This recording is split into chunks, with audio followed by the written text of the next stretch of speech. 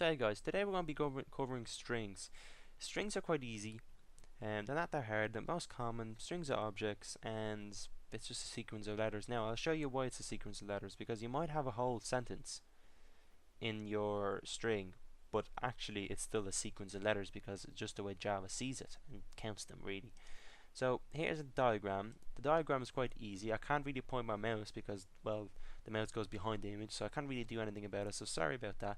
But I'll just go over it really quickly. So how we count our first letter is by, well, logically you would think that the first letter would be number 1, but in Java 0 is a number. It's considered as 1 pretty much for us. So you could kind of have a debate if 0 is actually a number or not, but it is a number at the end of the day in Java. So first letter will be counted as 0. It'll come handy when you go and use char at, because you want to maybe know a location of a certain character, and you want to, or do you want to pull that character out? So first character, you want to pull it out for whatever reason and display it, or whatever you will be doing it with it. So it'll come in handy. Right now it's not really important to know, but 0, 1, 3, 4, 5, and it continues on. So but the first character starts with a 0. Now these boxes that you see around hello, they're basically called index. So each index, has its own characters. So that's why it's kind of known as sequence of characters, because it's not kind of a word. It's just, well, it contains a word and will turn into a word. But at the moment, Java sees it as a just single characters pretty much everywhere. So that's really it. That's kind of my best way of explaining it and my own understanding of it, really. So I have some code written in already, just to save a bit of time. So this is basically how we create the object for string. That's really what it is. It's just string and then name. Name could be anything you want, again, apart from any restricted sort of words. For example, one restricted word would be class. You can't call it class because Java actually has something like that already.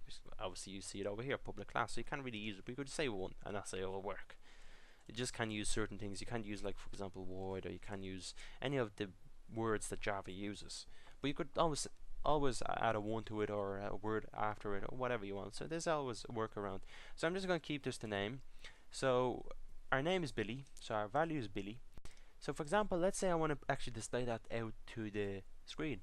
So all I need to say is name, because that's the name of our string. So now you'll see Billy.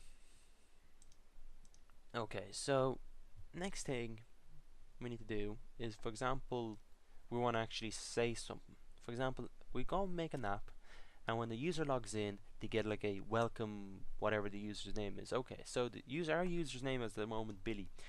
Okay, so the way to do that, we could just say welcome, and that will work. It's brilliant, it works. But it won't work when the user will be able to input their own name, because this value is going to be just overwritten. You could obviously make another string, but you don't have to. You could make another string that will have welcome in it, but I will just do it like this. You just inverted comma, you say welcome, and then space over here, and that's it. You don't have to add a space over here. Well, you do kind of have to add a space in here, because if you don't, it's going to be all one word pretty much. So just add a space over here, and that's it. Welcome Billy. And now we have a string that could be modified by the user.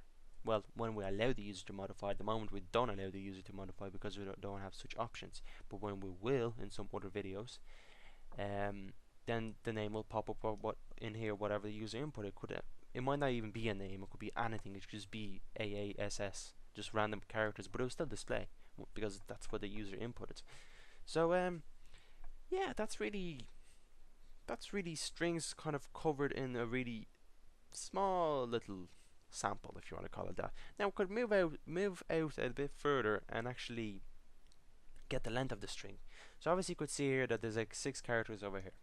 So how we do that, how we actually count our characters or string, is by just using this line of code. All this does is just says int I equals name dot length. So name, we're getting the name from here, obviously, because the name, we're trying to get the length of the string, and the name of the string is name. So just say name, and then we just put in length, and then the brackets, and that's it, and semicolon, obviously, and that's it. The int I just gives a variable where to store the number of characters, and then we just display it like this. It's really easy. Same thing with like name. Just do this. and maybe I'll have space in here because it's going to be all together. So you're going to see that it's going to say 6. Really simple. So guys, that's really it. I see you in the next one. Thanks for watching.